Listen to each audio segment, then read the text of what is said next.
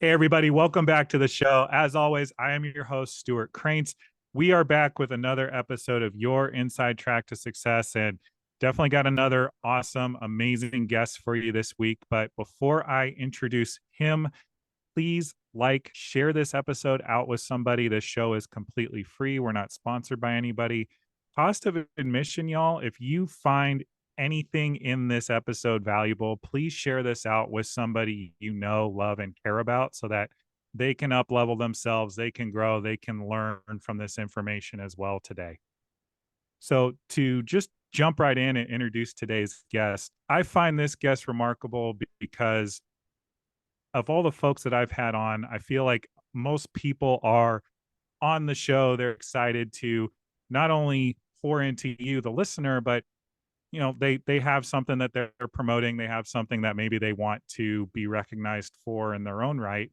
Not knocking any of them, but this guy is a impact driven entrepreneur, and just based on the impact that he has on the world, he wanted this interview to be solely about the impact and the message. So, without giving away too much about him, we're just going to call him Russ on the show today. And without further ado, I cannot wait for you guys to start hearing from Russ. So, thank you, brother, for being on the show today. Yeah. Thanks, Stuart. I'm super excited.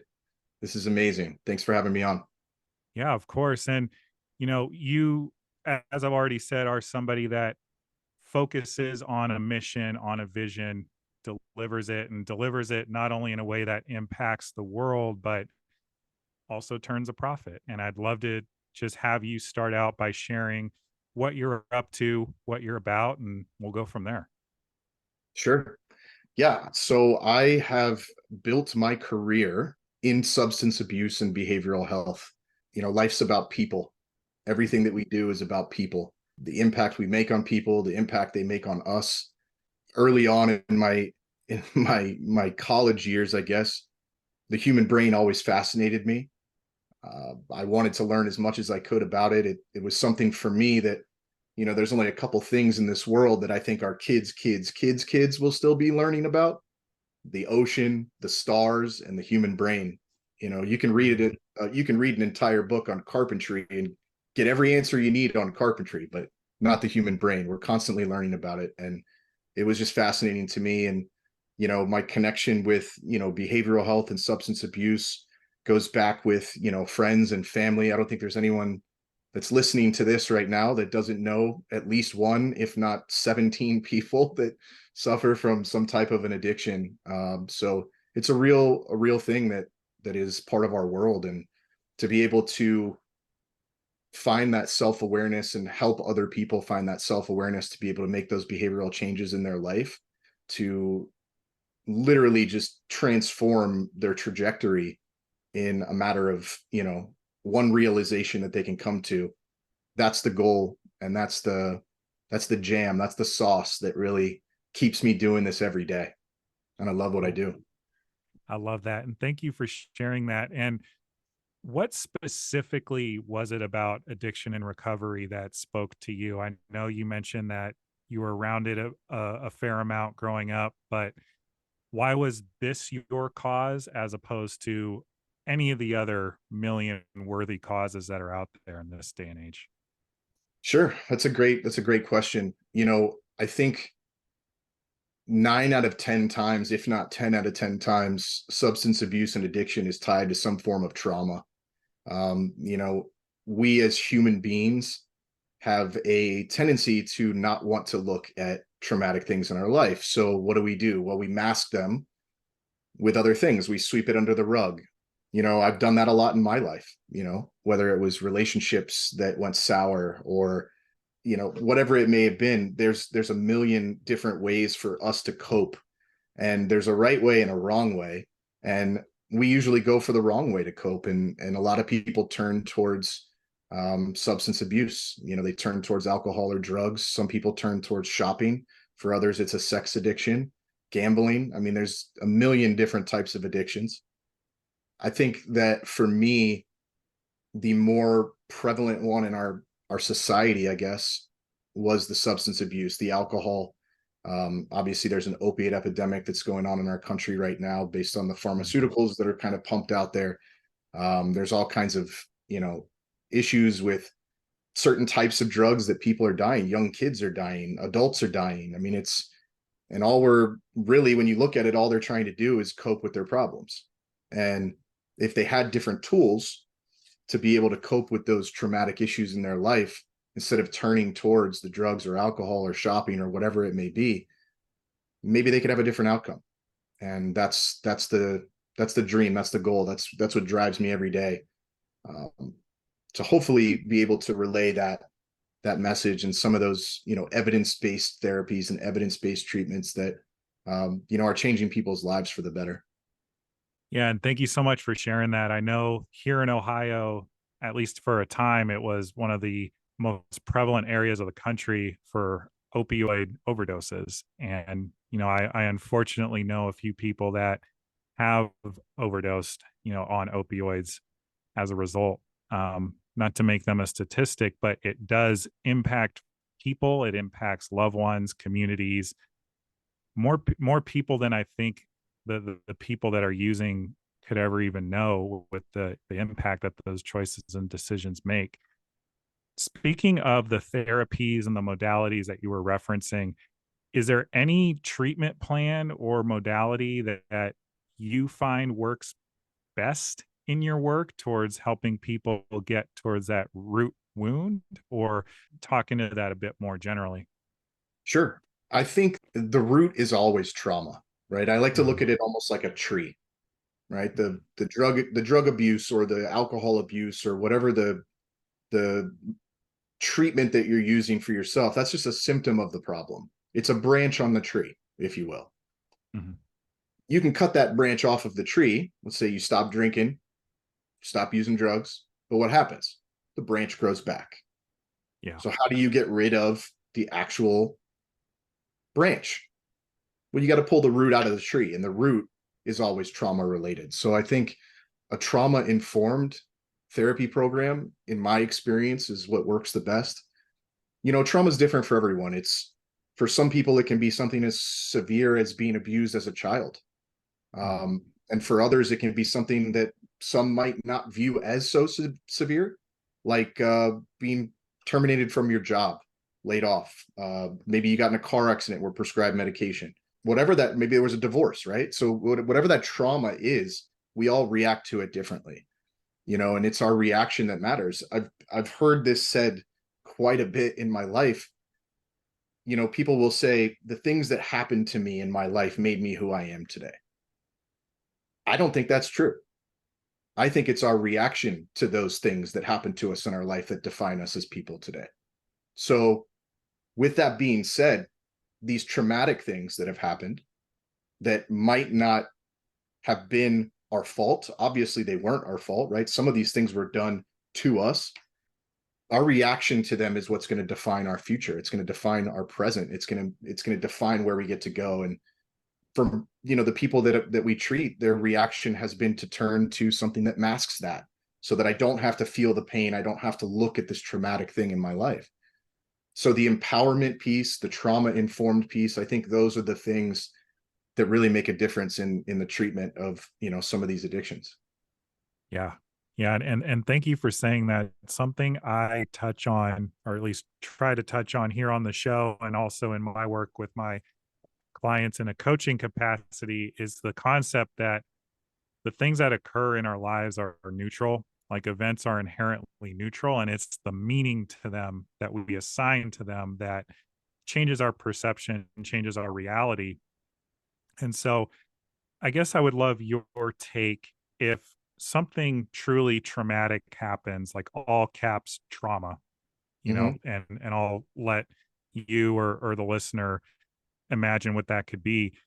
How are you able to either yourself or coach people into seeing it as a neutral event and choosing an empowering interpretation, or at least one that isn't going to be harmful to them towards, turning to pills, alcohol, so on and so forth? So every human brain is completely different. Mhm. That's the challenge of behavioral health and this type of science, right? It's challenging because everyone's brain is going to tick in a different way. I think if I were to summarize it, which is, I'm not saying that I've found the cure for substance abuse or addiction, right? But if I were to summarize it, at least in my, several decades of experience of working in this field, self-awareness is crucial, right? Because that self-awareness allows you to make different decisions based off of that awareness. So when these traumatic things happen in our lives, of course, we can't control our first thought, right? That first thought that comes to our mind, oh, this is so stressful, I need a drink. Or, oh my gosh, this is crazy, I'm just going to go get some drugs, or whatever the case is. Or I don't want to think about this anymore. You can't control that first thought, but we can control the second one. And we can, with that self-awareness, be able to make the right decisions moving forward. I believe that self-awareness comes from, a healthy perception, our views on life, right? That's where it starts. It's almost like, and it's interesting because this really ties into entrepreneurship as well, right? Like, it's not just about people who suffer from addiction and if they have self-awareness. It's the same in entrepreneurship. There's a lot of things where when we become self-aware and we make different decisions, one of my favorite quotes I've ever heard was, when you change the way you look at things, the things you look at will change. Ooh, wow. I've never heard that It's one. it's when you really sit on that for a minute, it's unbelievably powerful. When Yeah. you change the way you look at things, the things you look at will change. That's how powerful our brains are. The power of choice. I could literally choose, sometimes I'll have a rough day at work and I pull up in my driveway and it's been a terrible day. And I have every right to be miserable and upset and sad and angry, maybe take it out on the wife, the kids, whatever it may be. But I pull up in that driveway and I make a conscious self-awareness choice. Okay, this is what happened today. But now I'm getting ready to walk into this house to a family that loves me. They have no concept of what I've been through during this day, this terrible day. So I can choose in that moment to be whatever I want to be when I walk in that door. I can choose to be love. I can choose to be joy. I can choose to be gratitude. I can choose to be those things the second I walk in the door. And that is what's going to dictate my experience of walking in that door. And that's how powerful choice can be. And our brains can literally do that in a second. And that Yeah. self-awareness is kind of what gets us to that point. So for people suffering with addiction, I'm not saying that's the answer, right? I don't, there's trauma, you get to work through some of those things. And once you do a lot of those therapies and get past some of your traumas, you're able to have that self-awareness where you can make different choices in your life. Yeah. Yeah. And I feel like half the battle with anything is a level of self awareness. And, for anybody listening to this who, may be struggling with addiction themselves, like, please, don't take what we're saying as a catch all. Like, if you have work that you get to go do, please find an appropriate licensed accredited professional to support you with those things, because your life matters and the impact that you can have matters when you are at your best. But what we're discussing here today might be triggering for some people, but it isn't by any means a catch all either. Yeah, that's right. There's, like I said, self-awareness isn't the answer, right? It's not the key. You don't have to just wake up tomorrow and have self-awareness, but once you work through those traumas, and if anyone is, struggling with some form of an addiction, or they have a loved one who is, my recommendation is to really look into a trauma-informed type program. You become more informed of your trauma in some of those ways. Those evidence-based therapies I've seen change people, and that's what I believe in, at least for the business that I'm a part of and what I've seen actually work for people. 100%. And I'm going to make sure that we put some links to resources in the notes below for anybody who may need them. Please feel free to share them out with anybody as well, everyone. And just to switch gears on the conversation a bit, Russ, you know, are somebody who is so clear on your vision and the impact that you're here on this earth to have with the time that you're here with us all. What do you feel like have been the biggest challenges to staying connected to your vision on those hard days when, like you said, you do maybe get your butt kicked at the office and you're like, oh, why am I here? Yeah, that's the beauty of being human, right? Everybody goes through it no matter what. Whether it's on a massive large scale or it's something a little bit more, day to day, every moment. Some guy cuts you off while you're driving, or you're and you just want to roll down your window and let him know how you feel. But what kind of difference is that going to make? Not much. So, a rough day at work, things like that, they happen all the time. I think growth is part of life, and as these things occur in our lives, whether they're extremely traumatic or just minor things, I think it's important to be a part of yourself, like in that self-awareness space of understanding what you're capable of in that moment, right? It's Mhm. not just about what should I do, right? Because what should I do is based off of what you've either been taught to do or what, right? Like, we all have, I've said human being a couple times, but I've always had this view, human being on a spiritual journey that's just unattainable, right? Like, how am I Mm. supposed to be honest all the time? And how am I, supposed to be loving all the time? Right? Like, because that's the goal, is to be, if you're a spiritual person, and that's really the goal. But I realized that, again, going back to that quote, when you change the way you look at things, the things you look at change. I had it completely backwards. I'm not a human being on a spiritual journey. I'm a spiritual being on a human journey. I already have those capabilities Wow. inside of me to be honest. I have those capabilities of being love and joy. I choose the human route because it's easier or because it's habitual or whatever it is. So when I change the way I look at it, and it's all about perception, and it's not so much about what should I do? Well, I already have the answer. I mean, kids, right?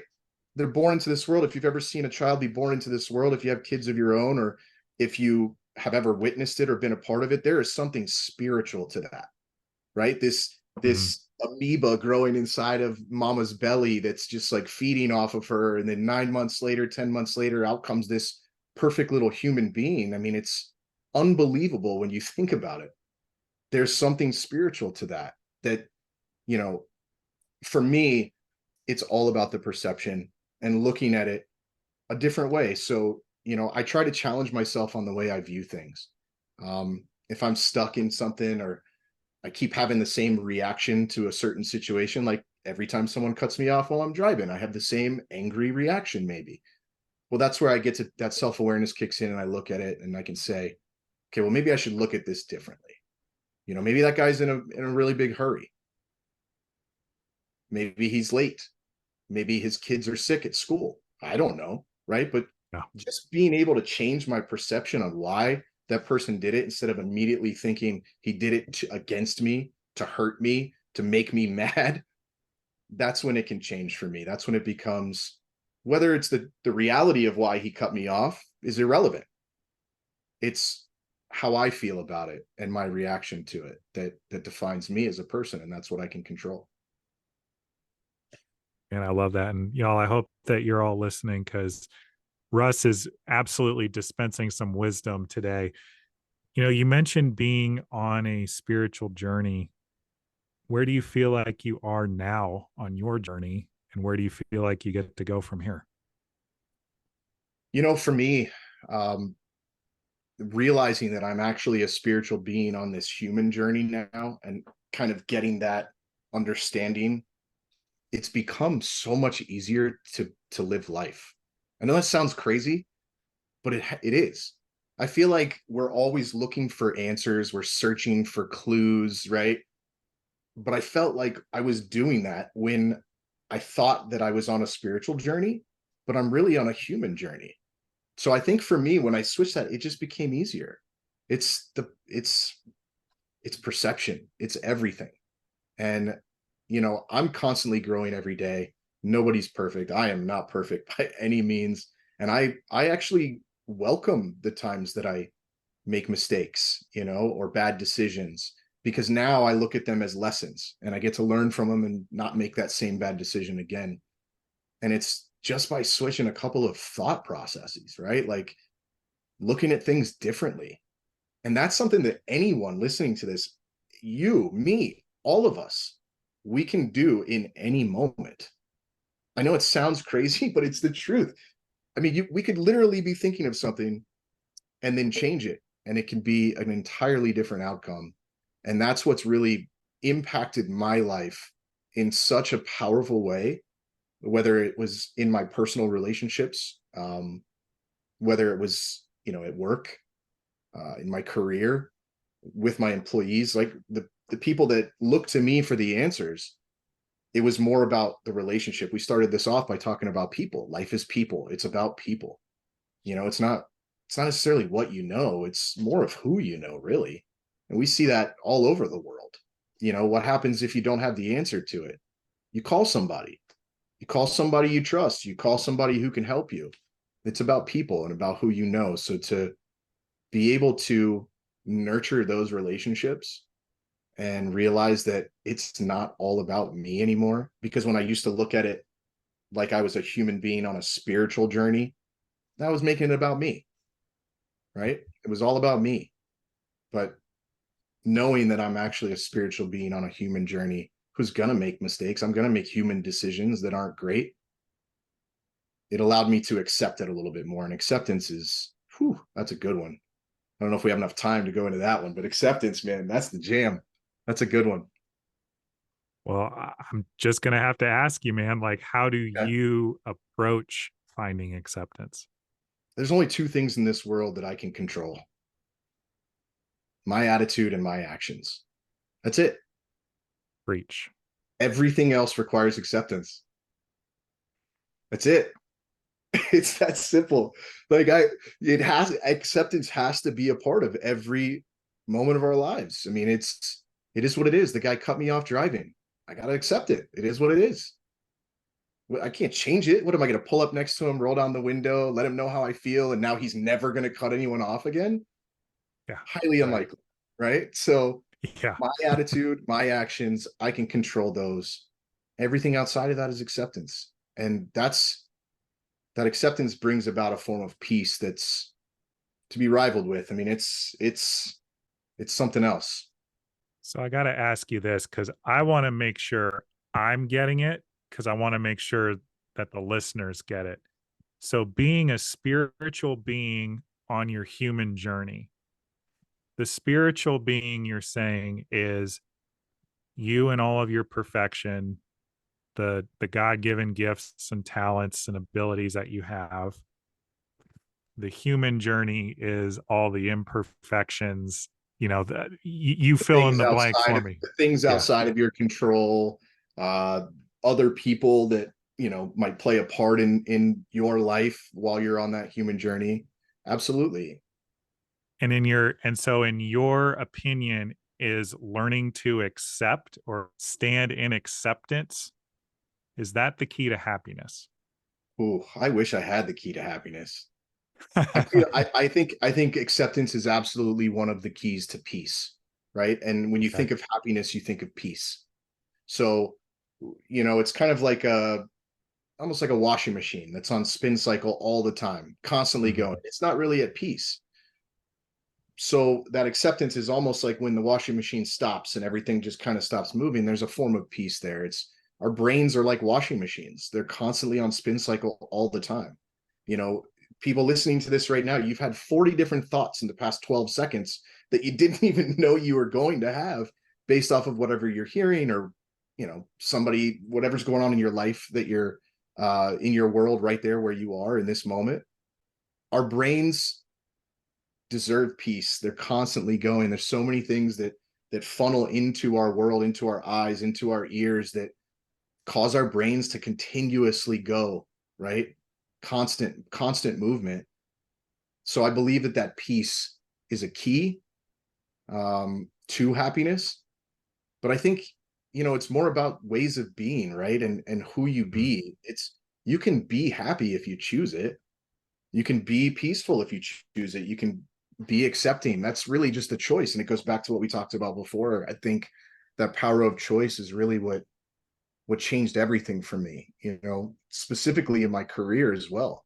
When I got to a point where I felt like I was floating down this river, almost Mhm. just kind of drifting down this river of life. And, you know, this river that's carrying me is kind of like, you know, your job, the school, education, growth, you know, what society kind of tells us we're supposed to be as people, right? You get good grades in school, you go to college, you study this, then you graduate, then you get a job, then you do everything your boss tells you to do, and then you get promoted, and then when you get promoted, maybe, but does anyone really have an idea of where that ends? No, because the end of that story really is what we're dreaming. It's our dream. It's what we would like for to happen. But yet, all of the things we are doing up to what we want our dream to be is what we're being told to do. So it's almost like we're floating down this river and just kind of drifting and doing what we're supposed to, right? What should I do? Well, I'm supposed to do this. I'm supposed to get, you know, married and have kids by the time I'm 24, and I'm supposed to do all of these things. Well, what about just creating whatever you want? What if you just stood up out of that little river and decided to create your own path and go do whatever you want? Who's to say you can't? And I think for me, when I stood up out of that river, that's when things changed for me in my life. And I realized that self-awareness came from, you know, a space of empowerment, and it came from a space of, you know, I get to go, I get to have what I want in life. And in order to do that, I get to focus more on who I be as opposed to what I do. Wow. Y'all, Russ is dropping knowledge. The hairs on my arms are standing up just like listening to him speak. And I hope that you are taking what he's saying and that life is not preordained. Like you do not have to punch the clock in a job you hate each and every day because it looks good on paper. You know, Russ, something that I talk about a lot, the time I was the most successful on paper when my LinkedIn profile was popping the most and I was in probably the sexiest position I ever had professionally, I was my most miserable to a T. And the reason being is because I was completely out of alignment. I was completely following a path really to impress other people who, guess what? They didn't care. Like they could not have cared less what I was doing. And it took me learning that and crashing and burning in that career path to begin the journey that I'm on now, which is to impact people in the way I feel I've been put on this earth to do. And, you know, you talked about, or at least you shared this beautiful metaphor of standing up in the river. Like, I imagine like a lazy river, like at a water park, but it could also have some rapids, could have some gators or whatever if it's a Yeah, it depends on where your particularly, life is right now, yeah, right? it could be a pretty tumultuous river. What do you feel like, other than the self-awareness, is needed for people to stand up, so to speak, and begin blazing their own trail for themselves? Courage, Mhm. belief in your dream, right? Like being connected to your vision. Because if your vision is to own your own business, if your vision is to help people, but yet the career you're working in doesn't really give you an opportunity to do that, right? So if your vision isn't matching what you're doing every day, well, then that's where the courage gets to come from, to stand up and get out of that river and go towards your vision. I mean, our visions are everything. That's it's kind of like, you know, one time somebody did this with me, and it was an exercise that just blew me away. It was amazing because I think when we're faced with the possibility of, you know, stress or death, if you will, it gives us a real quick, like, understanding of what we're doing, where we're going, right? It kind of opens your eyes to some things. And I'm sure you've heard stories like that before. So, you know, my wife did this exercise with me one time. She did it as part of a group that she was leading, and she did it for me personally, and it changed my perception on some things. And basically she had me close my eyes and imagine that I had gone to the doctor, and the doctor was telling me that I had exactly 1 year left to live. 365 days, that's it. On the 366th day, I will no longer be on this earth. Sit with that for a minute, feel it, think about the people that you're going to leave behind, think about the legacy that you've created for yourself up until this point. Think about the impact or lack of impact you've made. And then she asked me to open my eyes and pull out a piece of paper. And for about 60 seconds, just go crazy on the paper and write down every possible thing that I get to do before that 366th day. What is it that I'm going to make sure that this is getting done before I pass? So I went crazy. I started writing all these things down. I'm like, oh my gosh, this is amazing. This is amazing. And then she sat there with me and we looked at it, and I was able to identify things that I could apply to my career, because guess what? In 366 days, I am not necessarily dying. But in that moment of feeling like I might not be here anymore, it was my soul literally screaming at me for what its purpose was for my life. It was screaming at me. So like I had things that, I could apply to my career, that I could apply to my relationships, to apply to my family. And, it opened my eyes to kind of just being a little bit more in tune. And that's that self-awareness, right? With like what my soul was legit screaming at me, do this, you have to, before you're not here anymore. And maybe there's some people listening that can, you might want to try that. I mean, it definitely impacted me for sure. I immediately realized that there were some things that I wanted to do that shifted a little bit of my career, and not so much working with adults, but working more with adolescents. Their traumas are, I would say almost every adult, most of their trauma happens when they're kids. And then by the time we become adults, we're so stubborn and set in our ways that we don't want to change our behaviors. So it's much more challenging to kind of redo or start over or whatever. But with young people, it can literally be a clean slate. They have so much potential, if they're empowered correctly, to be able to change the entire trajectory of their life at a right time before they become adults. So, I got this vision for myself in this process that she did with me. So, I think that there's a lot to be said about when we're faced with some of those things and we put ourselves in that situation, and then we pay attention to what our soul, our heart is telling us, right? Because our brains can sometimes send us on the wrong path.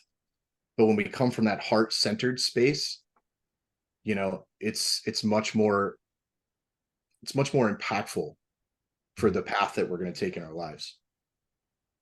Wow.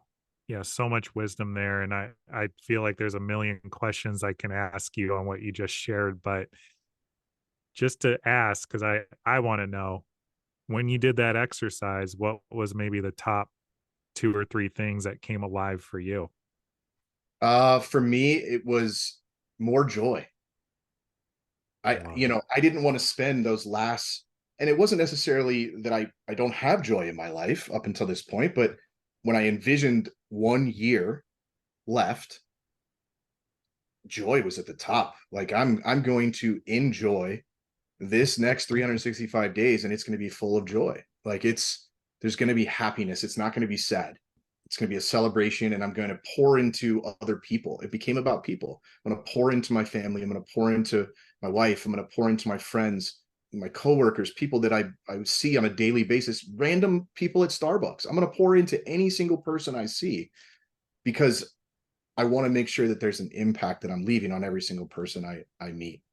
Going back to what you touched on earlier, these are things that I get to remind myself of every day, that exercise, because, when I do get angry at the guy that cuts me off driving, then I absolutely get to remember, well, that's not what your soul wants for your life. It told you, right? It wants that space of joy and impact on other people. And then it starts to kind of all come together. So it's pretty cool. I also learned some things in my career. Like I mentioned before, I really wanted to With my career, it was kind of shifting out of the adult space and a little bit more into the adolescent space, which is what I'm currently in the process of transitioning into now. So Awesome. super cool exercise. Go home, do it. It'll, sit there, be with yourself in that moment and really let your soul kind of tell you what maybe you're looking for a career change. Maybe you're just not happy. You don't know what your vision is. Well, that's a quick way. If you really get in tune with yourself and your heart, you come from a space of being heart centered while doing that exercise. Your heart and your soul will let you know what it is that you get to do, that your purpose is. I love it. Thank you so much for sharing that. And I feel like there are just so many other things we can ask you, but we have been going for a while and we are limited on time, unfortunately. I'd love to, as we begin to wind this down, what do you feel like you want to be remembered for your time on this earth? Such a great question. Love, love, and love. That love can look however it is to other people or to myself or to my wife, but love. That's what I want to be remembered for. That I loved myself enough to take care of myself, that I loved my wife enough to put her first, that I loved my kids enough to make sure that their happiness was of the utmost importance in everything that I did, that my employees know that I love them, that my friends know that when they think of me, they think of someone that they love. Love, all about love. For what it's worth, I actually feel like sitting here interviewing you, I can actually hear it and feel it. So I think you're getting the job done. I appreciate that. Thanks, Stuart. So, final question for you, Russ. This is something I ask every single person who's on this show. What are you acknowledging yourself for today? Mm, this is another good one.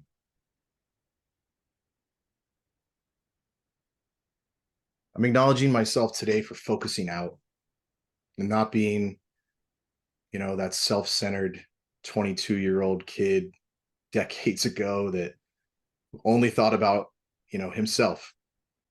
I'd like to acknowledge myself for the self-awareness and growth to get to that space where I could see other people and focus out on other people, because it truly has been a blessing in my life in every aspect, relationships, career, everything. Life is people. We started that at the very front. That's it's everything. So great question. I love that. Thanks for asking me that. Yeah, absolutely. And truly, thank you for being here. And I want to acknowledge you for sharing your heart, sharing your wisdom. There are so many things we could have talked about in this conversation, and I think we talked exactly about what was meant to be discussed. So thank you for sharing your love with me and also with everybody who's going to listen to this episode. I can't thank you enough. Been my pleasure. And folks, thank you for tuning in today. Again, if you got any value from today's episode, please share this with somebody. Please like, subscribe, leave a comment. I mean, I know Russ is choosing to remain mostly anonymous, but I'm sure he will be listening in and would love to get some of your feedback as well of how his words have impacted you today. So, again, I'm your host, Stewart Kraintz. This is your Inside Track to Success. We'll see you next week.